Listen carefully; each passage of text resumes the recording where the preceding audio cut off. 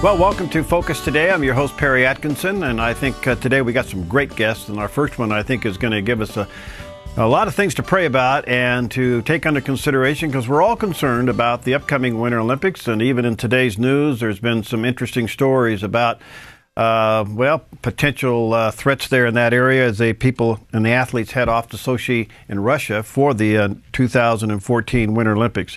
Tim Pitcher's with us. He serves with Athletes in Action. He's been with the organization for over 20 years in a variety of capacities, and including chaplain of the track and field championships and director of ministry operations. And now he's with the communications team and is going to work closely with the Olympic prayer strategy team there as the athletes head off to for the 2014 Winter Games. So, Tim, nice to have you, my friend. And are you in Tennessee today? No, I'm actually living up in Ohio, where it was a balmy -6 this morning. Oh, no, balmy -6. All right, well, nice to have you with us. Well, listen, what is the Athletes in Action's game plan heading into the Olympics? Well, we have a multi-strategy for Sochi. One of those is we'll have people in Sochi, in the village, working and ministering with the athletes. We'll have another team outside. But probably the most effective part of this will really be these prayer team that we're trying to put together, because we know that prayer is the spiritual battle that's going to allow these teams in Sochi to really be effective in reaching the athletes with the gospel. The great thing about global events is it brings athletes from all over the globe, from big cities to small villages, to one spot. And so as we're able to minister to them, we're able to then give them the gospel, we're able to give them the Bible and resources which they can then take back home in their own spiritual growth, in their journey, and or share it with their family and friends. A couple questions come out of this. Can listeners and viewers join you in this prayer effort? Yes, and that's really what our heartbeat is. We want to see as many people as we can to join this team. It's a simple sign up. You just go to olympics.athletesinaction.org, and we have a nice easy form for people to sign up. And then what we'll do is we'll send out them a few emails with different prayer requests and strategies and needs. The first one this week will really focus on the chaplains as they're getting ready to leave and head over there, the ministry's opportunities they have. But then next week we'll send out, once all the Olympic rosters are officially set, we're going to send each prayer team member 5 different athletes from around the world. It could be various sports and various countries. And this really allows people to pray for them specifically by name. We'll give them a link to Operation World so that they could do some research on their own of what country they're from, what are the spiritual needs and climates. But we've really began to think about this as we know everyone is very into fantasy sports, but this sort of becomes the fantasy Olympics for people, in that families can then be signing up and getting their own athletes that they're going to pray for by name. But each of the family members could sort of track and see how their athlete is doing in their competitions, and sort of have a fun way to track the Olympics and be cheering even against people in different competitions with their own family members. That's wonderful.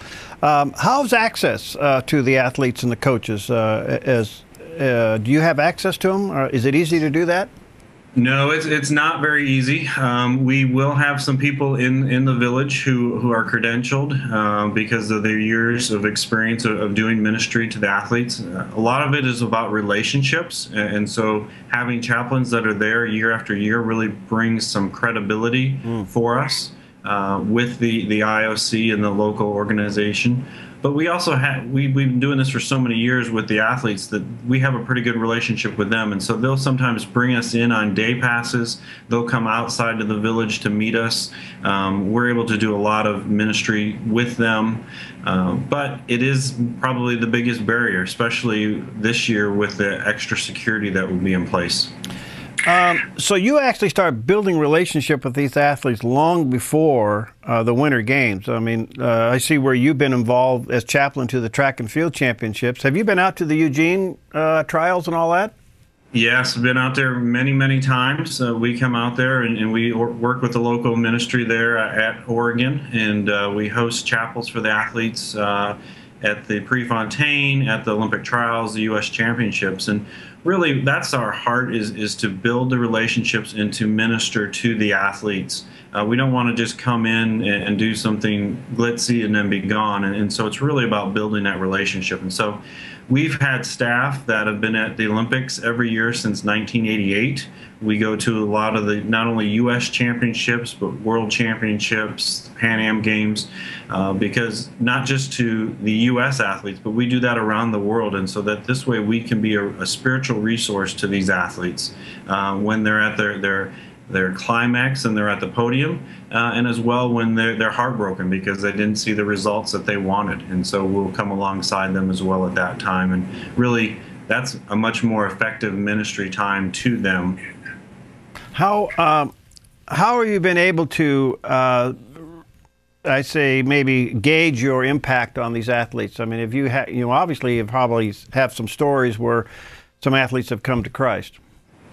Yeah, we have athletes coming to Christ. We have athletes from our chaplaincy that even saw how their lives were affected and come on staff. I would say a good gauge for people to be able to see how we're impacting their lives is we really try to help the athletes tell their story. And so we've created a website called beyondtheultimate.com. And so there you'll really be able to see and hear the athletes in their own voice talking about not only their faith journey and how God has really impacted them, but how they apply the biblical principles that we teach for sport into their life. And so between that, we have a news section where we have a lot of different news stories of the athletes that we have relationships with and we work with, which can be found on the Athletes in Action website, really wanting to help them use that platform of what God's been doing in their lives, because we know that it will encourage other athletes, but more importantly, it will help us to reach the sports fan who won't typically attend church or go to activities. That's wonderful. All right, again, Tim, how do people link with you through the internet so they can be a part of your prayer team? They can check us out on Facebook, go to Athletes in Action, or they can go to our website, athletesinaction.org, and we will have links there to our Olympic outreach. That's wonderful. Are you going over?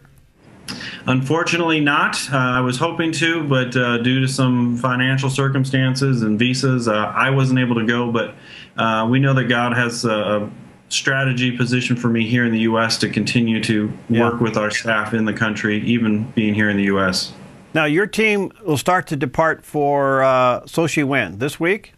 They leave right after the Super Bowl. I think the first wave will go over on that Monday. And so then we'll have staff there for the entire month, really, because they'll have to be there early for the Olympics, stay through the Olympics, and then by the time they're able to get out. And so they're going to be gone for nearly 3 weeks to 4 weeks, depending on their travel journeys.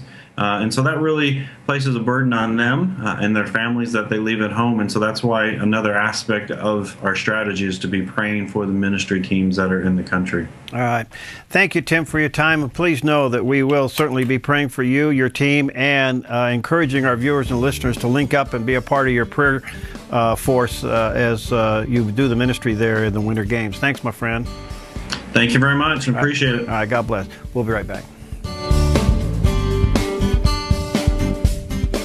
Hi, I'm Polina, and I work at theDove TV. Did you know that when you support theDove TV, you have a profound impact, not only in our community, but around the world? It's your continued support that takes the inspiration and hope in the programs we produce and makes them available to the thousands of people who are watching these videos online every week. Help bring encouragement and hope to our valley and beyond by making a secure online donation today at our website, thedove.us.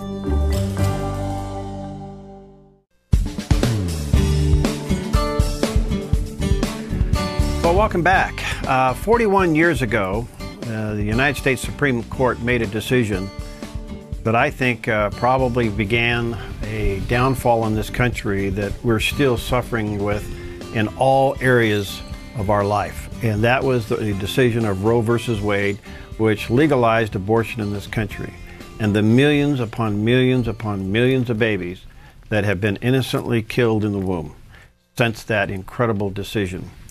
Well, we are still fighting to turn that over. We're still fighting our hardest to save every life that we can and to help those who choose life to make the right decisions and moving forward with their baby and their life. But I wanted Polina, our own Polina Leiser, to come in and sit down and talk to us today, because she gave a speech, or at least an accounting of what happened when she was growing up in Russia, in Siberia, and how Russia regarded this issue and how it changed their country and their culture. And Polina, you born and raised in Siberia. I was. Okay. Yes. Of course, you've been here in the United States. You came here and you went to high school here. Yeah, high school, college, everything. So yep. now I'm here. Now you're God here. willing, forever. Forever. And she married a hunk of a guy, and she's here forever. I am. But share with us your story, what you shared there about how this particular issue was treated in Russia and how they look at it today. Well, as you said, I did grow up in Siberia, and when I was growing up, it's not that I was thinking about it all the time, it wasn't on TV all the time, but there was a notion that abortion is okay. So we grew up thinking that if something happens, there is always a quick solution, and that's abortion. Of course, nobody told us that 4.5 million babies were killed every year, and that was the statistic that I learned later. And then also later, when I started looking back into history and kind of trying to understand how did my country become what it became, I went back in 80 years prior to that, because 80 years prior to that, when we had Russian Empire and we had an Orthodox country, things were completely different. And so my quest kind of became to understand what happened. Why did Russia, who is historically, culturally, it's a Christian nation for centuries. Since the 9th century, it's been an Orthodox country. Mm. So how did that country, who has so many martyrs, who has so many saints, who has so many people, followers, true followers for Christ, how did that country went from being a holy Orthodox Russia to a godless union of socialist republics? Mm. So I started looking into it, and what I found out was that the answer lies in people, that it's not the government regulations or the revolution, it's what happened in the hearts of people. And if you look back in history, and if you don't mind, I'll give you that little lesson. Mm-hmm. The Russian Empire was ruled by Orthodox leaders. It had Christian principles, and even though not everything was perfect, but when is it, there were some values. So people knew what is right and what is wrong. Abortion was considered a murder. It was actually in the criminal code. And a woman who did abortion, and the doctor who performed the abortion, they were both charged with a criminal offense. The doctor and the woman who had the abortion, yes, was brought up on criminal charges. Yes. Okay. And they faced time in jail. They had some fines, so I guess it depended on the actual offense and what actually happened. But it was a murder, and that was in people's minds. And I think sometimes, if you look in history, and it's a minority of people sometimes that make the most trouble. Right, or squawk the loudest. Yes. Yeah. And what happened in Russia in 19th century, it's so close, it's neighboring with Europe. There were a lot of Western teaching coming. There were a lot of liberal thinking coming into the country, and so in the minds and hearts of Russian people there was a lot of confusion. So there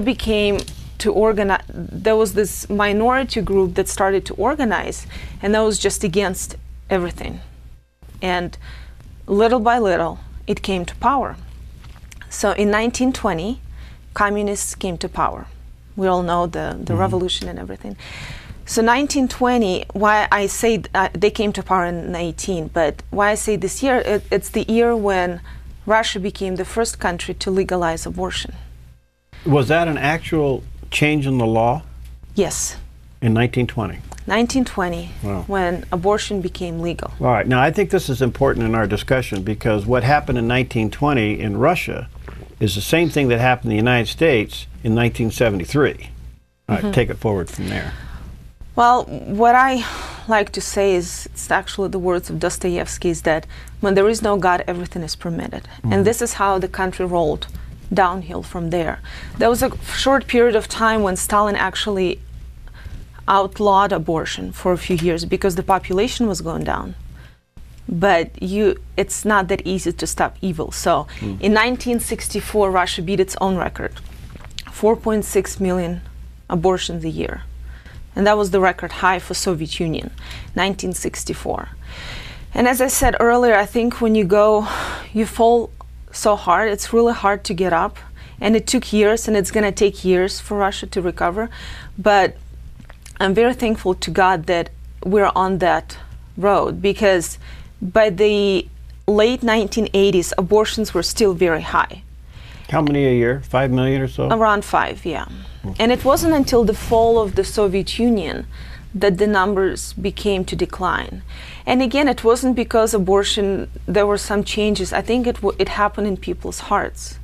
And I'm going to say it again, it's not the revolution that destroyed Russia. It's not the regulations. People lost communion with God. They deprived themselves of His power, of His life-giving power. They deprived themselves of His love. And when you're in that state, when you don't want to receive God's love, you can't fight evil. You can't repent. And I think this is a very crucial thing. So not until the fall of the Soviet Union that Russian people realized that the wounds of the soul can only be healed in one hospital, and that's church.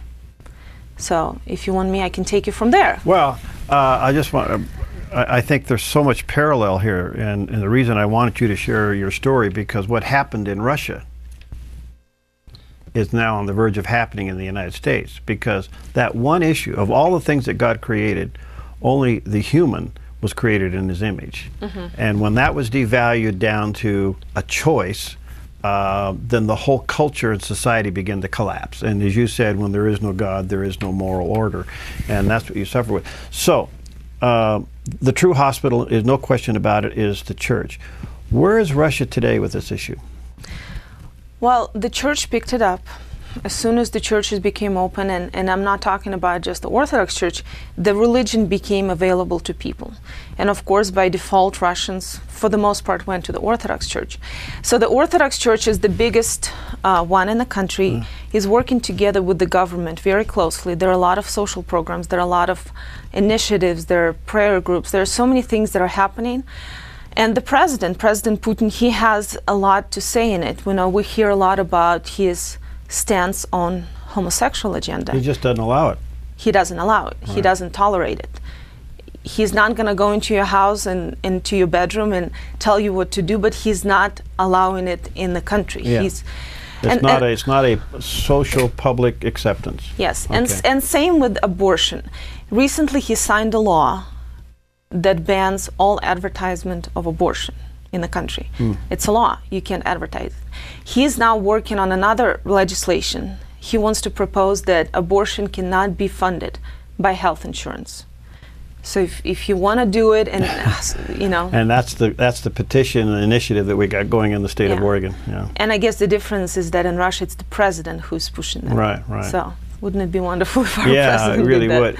I don't know how the Kremlin works, but in detail. But does he have the power to put forth that legislation, and could he be voted down? He can be voted down. Okay. But so far, thank God, most of the people in the government are pro-life and pro the policy that he has. So, and I can argue against it. I'm not saying he's perfect. I'm not saying Russia is perfect. But the policies he has as far as our life, church, and our values, they work. But the faith community is stepping up in Russia and taking responsibility of the moral order of the culture and bringing it back into accountability. Right? Right. And the interesting thing about the Russian faith community is that they're fighters. We're fighters. We've suffered. We know what it can be like. So we don't want that. But at the same time, it's not just the meetings, it's not petitions. Russian people will go and they'll fight, and you look at Ukraine, people are they're gonna stand there until they get what they want. At the same time, I talked to my mom this weekend. She couldn't get into church. I mean, people have their priorities, so to say. Yeah. And so on a Sunday, they know that they're not going to go to a meeting. They may afterwards, but it's the church and it's the house of God. It's the only place where they can truly touch heaven. It's the only place where they can heal. And in the 1990s, I remember I was a little girl. I didn't understand theology. I didn't understand what the scripture tells me about confession or repentance. I had that need. I wanted to. I felt like I could never be without it. So I went, and I think it's the same for a lot of people. They're not looking to justify their need for confession. They just go because they know that's the only thing that will bring them closer to God. And so I think this may be the answer for this country. I truly believe that no matter how good or bad you are, Christ emphasized confession. He believed in the power, and I think we have to follow that. Well, if we're Christians, absolutely. And I think that the other thing is here that the church took the initiative to turn this thing around and work with a president that obviously has some moral order to him itself, to say start it by saying first you can't advertise for abortion. Now we're going to go taxpayer funding abortions and all of that. I wanted you to hear Polina's story, because if you track what happened to the country from 1920 to up until just recently, when they began to take this issue back, look what happened to that country. Yeah. And look what's happening to us. We are in total meltdown. We're in total moral bankruptcy. And in the state of Oregon, did you know that you are paying for 11 abortions a day in the state of Oregon? You say, what do you mean? You and I, through our tax dollars, are paying for 11 abortions a day. We can stop this. There's now a petition available to put on the ballot, an initiative to change the Oregon Constitution so that not even the governor can go in there and mess with that your tax dollars will not pay for those abortions. You can get these petitions. We have them here at theDove. You can get a hold of Brian Platt and get a copy of those. But that would be the first thing, like what you guys did, and that was you begin to turn it around ever so slowly, but you begin to bring it back into alignment. And this is one thing that we can do. And the church, the Russian Orthodox Church, is unashamed to stand up for the issues that are important as the body of Christ. And maybe because the Russian priests have nothing to lose, maybe because Russian people have nothing to lose. Yeah. But I guess you come to the point in your life when you realize that there's no time to mess around. There is no room to mess around. You're going to either lose it all or you're going to gain it. And we're in a spiritual war. And you've talked about it. We've talked about it here, that you have to understand who we're fighting against. And the devil is not going to play by the rules. He's going to, and you warn us here all the time, he's going after your families, after your churches, after your relationships. And so to fight the devil, you have to start with your heart. And you have to really honestly stand before God, and it starts from there. And then it will go into churches, and then into communities, and then, God willing, we'll make it happen. Thank you, Polina, for sharing your story. All right, coming up next, we're going to be talking about, well, what should a pastor do to encourage his flock during these crazy times? Well, we're going to continue on with our series on that coming up in just a few moments.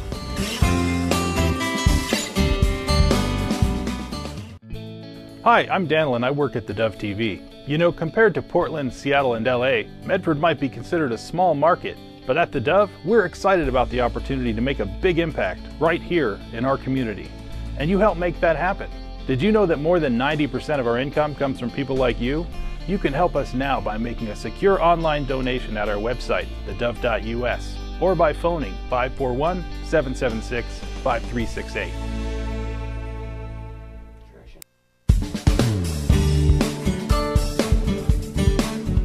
Welcome back, and we are continuing on with a series that we have developed, asking some pastors to come in and share with us how they're encouraging their congregations to stay strong during these crazy, difficult days and challenging days in which we live, when faith is being challenged on a daily basis, and right seems to be wrong and wrong seems to be right. And added to that mix, Pastor Jim Wright pastors an inner city church, which in itself can be quite challenging.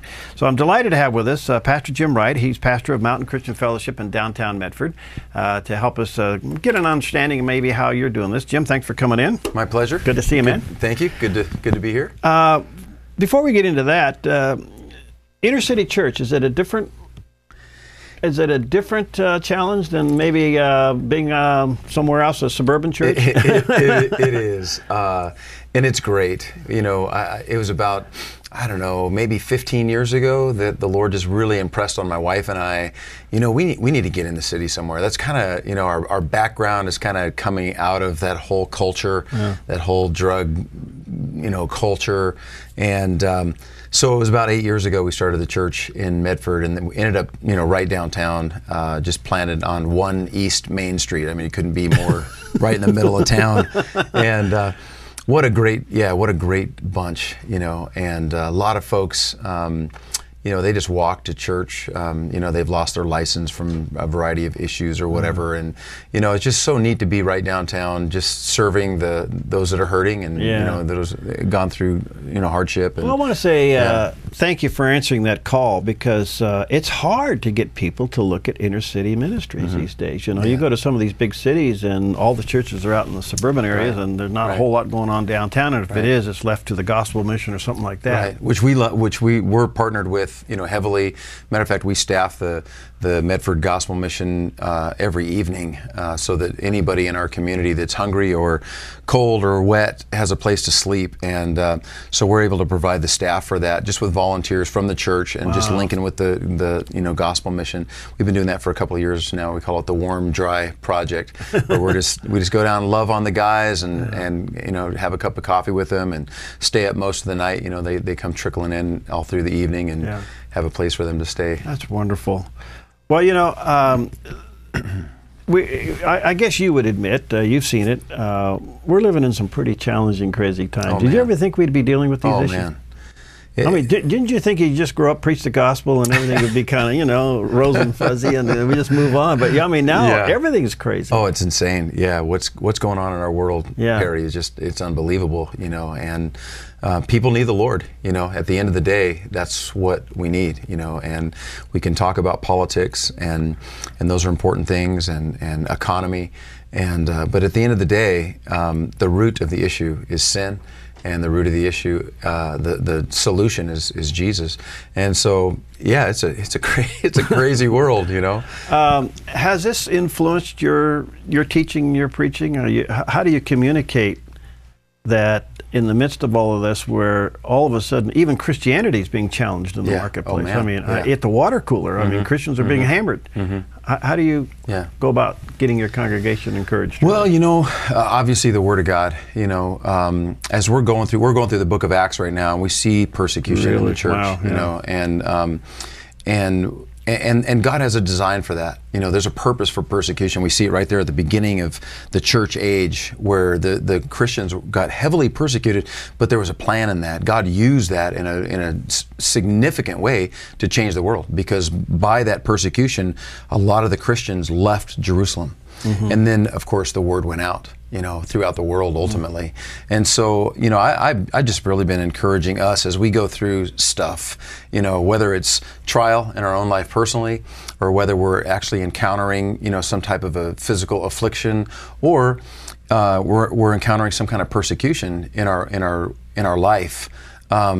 To not be surprised by it, because the Word talks about, you know, Peter says, hey, friends, listen, don't be surprised when you encounter various trials, you know, fiery trials, because these things are, it's not strange that these things would happen to you, you know. So in other words, be prepared for that. Have a mindset that, you know, I'm going to encounter that kind of stuff. And I wish, in my selfish nature, I wish that I didn't have to encounter that kind of stuff. But at the end of the day, I'm going to. And Peter says, don't be surprised by that. So have it in our minds as believers, we're going to encounter that, and to fight, to fight the good fight. And I love what you were sharing the other day at the Right to Life rally, about just the importance for us as a state, which was shocking news to me. I had no idea when you got that graph out and you showed us that we had zero restrictions on abortion in our state. It motivated me to say, hey, I need to, as a pastor, continue to fight the good fight, not to be surprised when we encounter these kind of things, but to do the right thing, So, yeah. Jim, we here at the Dove, we're doing a lot with radio and television and internet, and we're looking for content and developing content that relates, because we can be very theological and go right over the top of everybody's head. And how do you bring it to a point where it can connect? And in that, we've done a lot of research. And one of the things that's stuck in my head is really just, I still can't get it out, is that 85% of the average parishioner sitting in a pew today is discouraged, even hopeless, and really struggling just to stay alive as a Christian. 85%. That is it's an indictment. It's a hard figure. And I can verify that by the calls that we get here, because most of the calls we get at the Dove are from Christians who are actively involved in their church, but they're just barely holding on. Right. What does that mean to you? What that means to me is the Western Church, and I speak, in very general terms, the Western Church, Perry, has veered away from, I believe, one of the absolute foundations of the church. Christ is the foundation, Paul says. There's only one. But one of the pillars, along with what we know in Acts 2:42, of the word and fellowship, breaking bread, prayer, including communion in that, is the importance for us to connect in our house-to-house, relationships. Because you see that all over the beginning of the church, all through the New Testament. Where were they meeting? They would meet in the courtyards of the temple. And there was a time where Jesus said, hey, we need to be that light set upon a hill where we all bring our individual torches, we come together, we celebrate. That's our weekend service. And we should come and worship, and we should come, and that's an encouraging time, But you got 6 more days, before you roll into that environment again. Or if you come to a midweek, oftentimes it's a Bible study, and that's great. That's foundational. We should be studying the Word. But where do we build our relationships with one another? Right. Because Paul says it. We have to connect as a body, and if one part of the body is hurt, man, the whole of the body hurts. The whole of the body should come around. Well, I've just seen in recent years, in particular, that more and more people, I would say 85%, come, take in a service, worship, spend time in the Word with a large congregation. Maybe you have multiple services, and they leave, and you can come to church for years and never, ever even know anybody. Yeah. Never really connect. And Perry, I think that's where, if we don't have relationship with each other, how can I love you if I don't know you? How can I proactively take care of you and tend to you and encourage you if I don't really know you?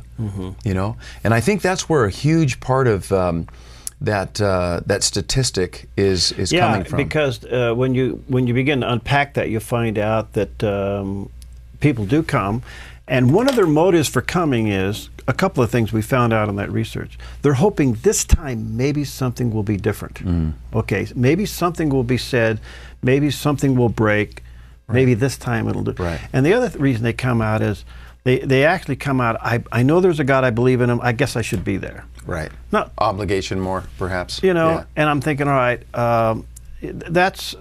that's pretty difficult, but it does reflect the fact that this culture has come down on us, and it's heavy. Most of these people are packing a lot of pressure, a lot of responsibility, and they're hoping maybe coming to church, maybe this time something will happen. Right.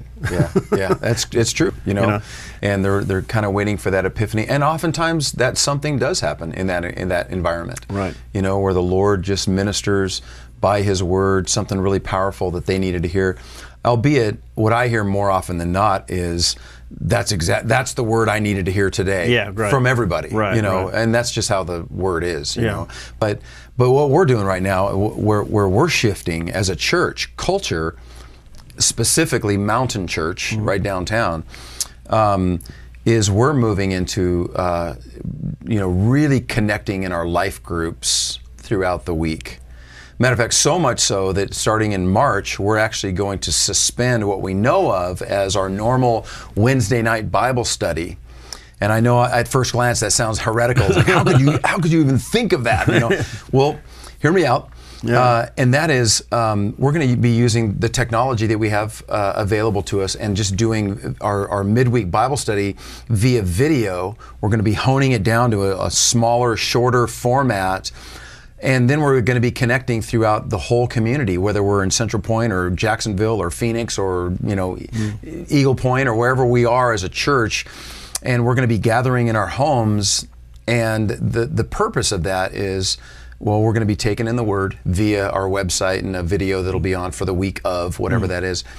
Taking in the Word, continuing going through the Word, but then being able to dialogue about it, pray with one another, encourage one another, lift each other up when we are down, and laugh and cry, have a meal together, have communion together around the table, literally, And then, as importantly, we're also going to be on mission to our community. In other words, you and I say we live in the same neighborhood. We're connecting every week. We're beginning to get to know each other. You're going through stuff. I can pray for you because actually we know each other, and vice versa. Right. And then we as a church within the church, we can begin to pray, Lord, what do you have for us, and how can we show the gospel, live out the gospel in our neighborhood? Because it's our neighborhood. So they're geographically based. You are making a radical change in your church to respond to this cultural Absolutely. need. Yeah. It's so much so that, and not without some pushback. When you make a change to that degree, it's high risk.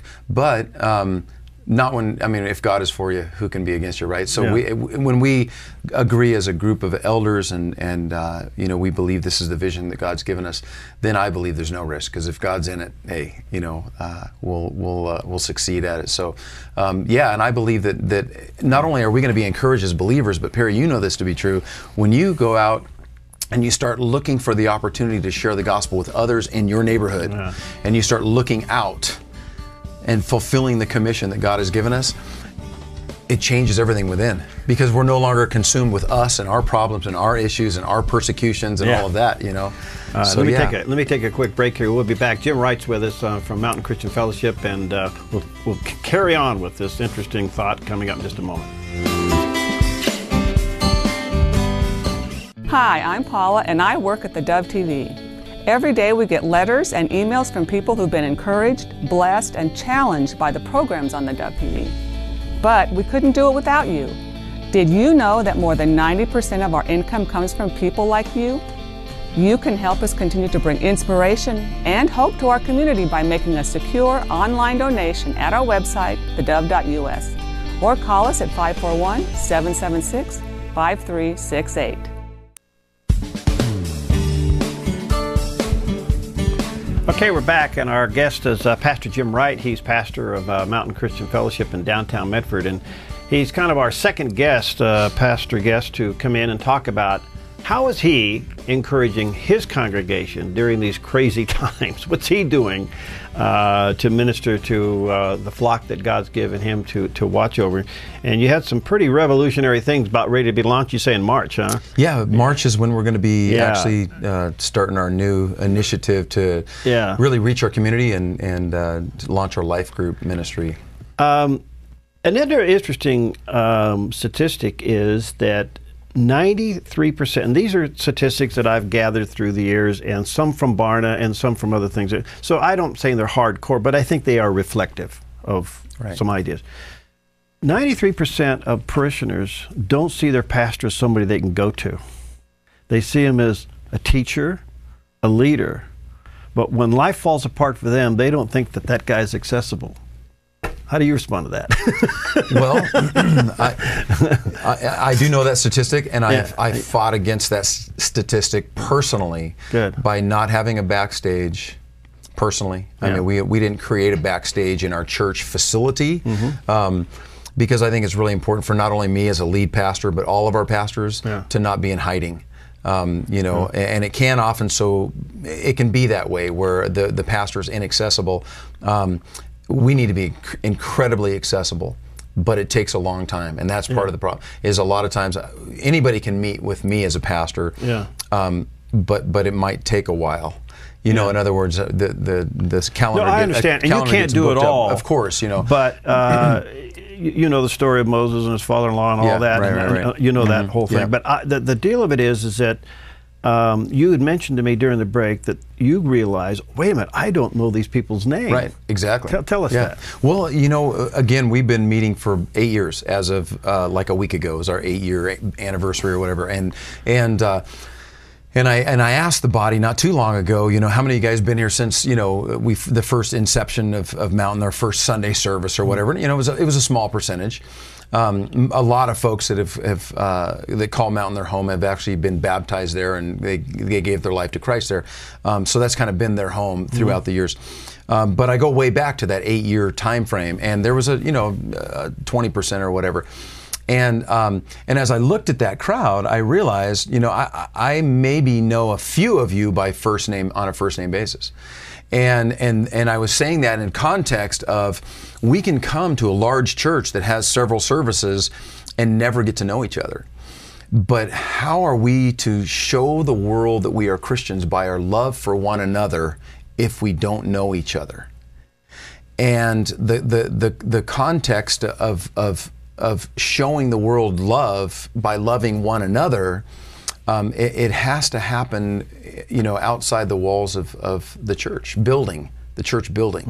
Yeah. And so I guess, Perry, you know, to answer your question is, you know, the small group is where it's at in our communities and being on mission in our community, you know, to be able to reach the lost and really to love each other and understand that we all have a gift to use within the body. And not everybody can latch on to you. You know, you're busy and you know, but they can connect with one another and love each other. Just the very nature of church puts a lot of pressure on you to be all things to all people. Right. That's the nature of it. And I don't know how you balance that. You probably got some people say, don't take on the social issues. You got others say, yeah, take it on. Right. And I know that you're very biblically based, and I really respect that.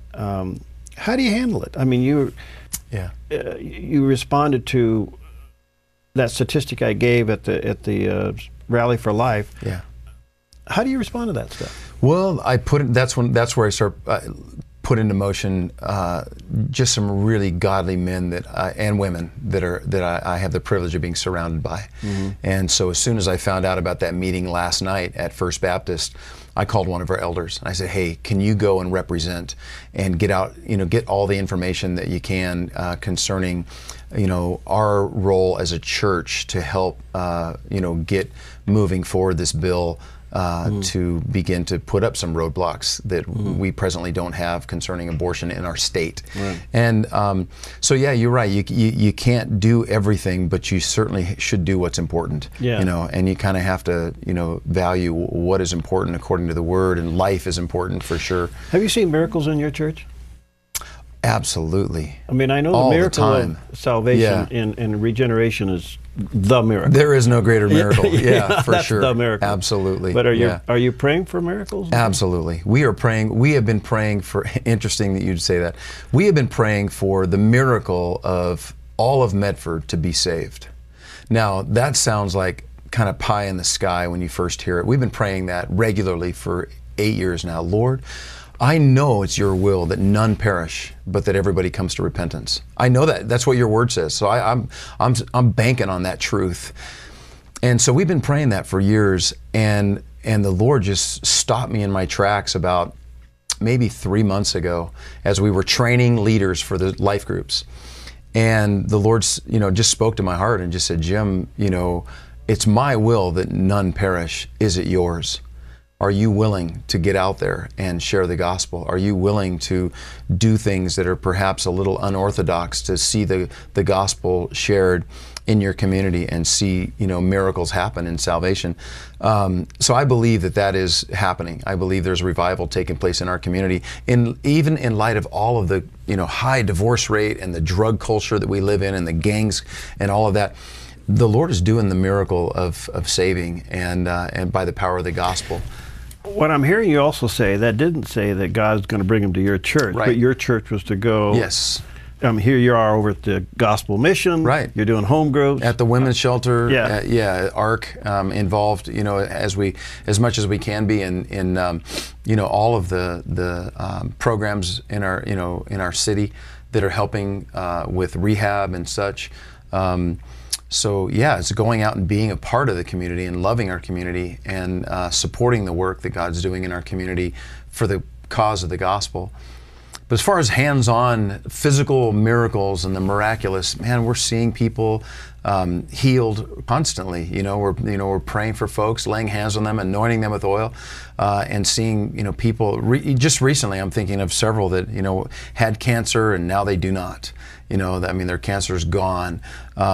There's others where they they still have cancer and they're still sick. But God, that's a sovereign work of God. Relationships being healed and things. Marriages are being healed. God is a great healer. He's the great physician. Yeah. And He's doing great work. Wow. Yeah.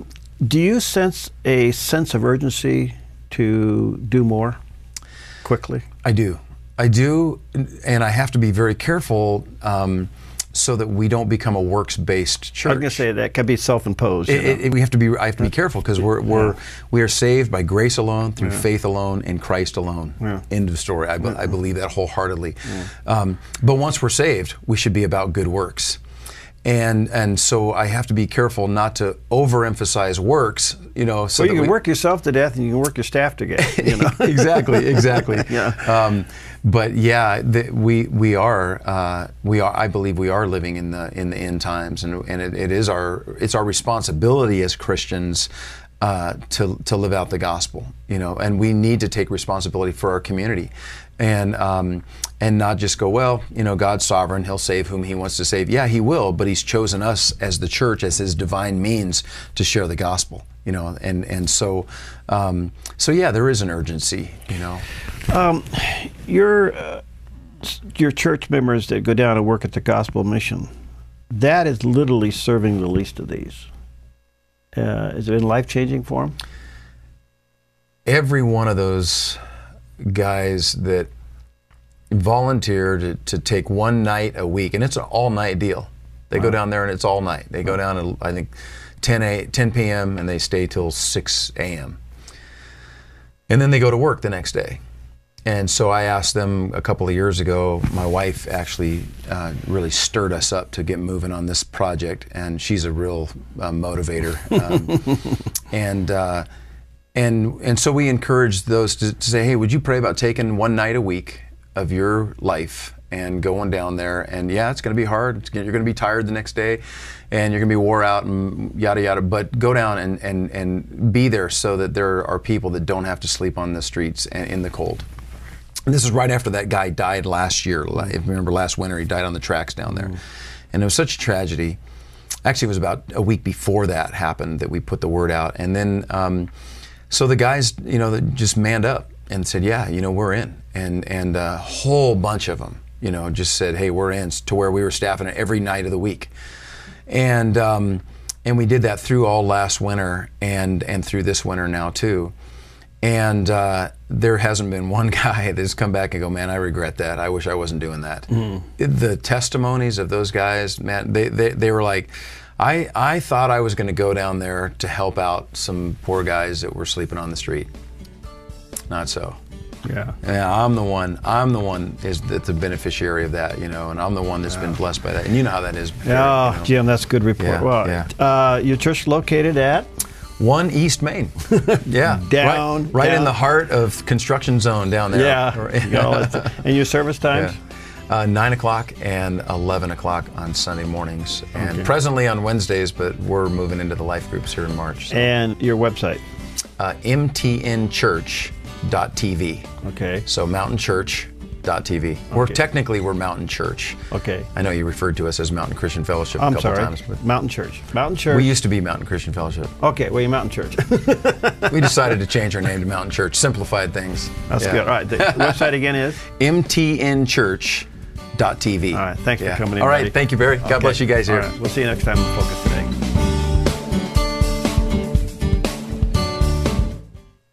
Hi, I'm Jim and I work at theDove TV. Every weekday between 6 and 8 a.m., our award-winning news and sports team bring you the best morning show around. It's live, it's honest, and it's a whole lot of fun. And you help make it happen. Did you know that more than 90% of our income comes from people like you? You can help us continue to air local programs that share your voice by making a secure online donation at our website, thedove.us.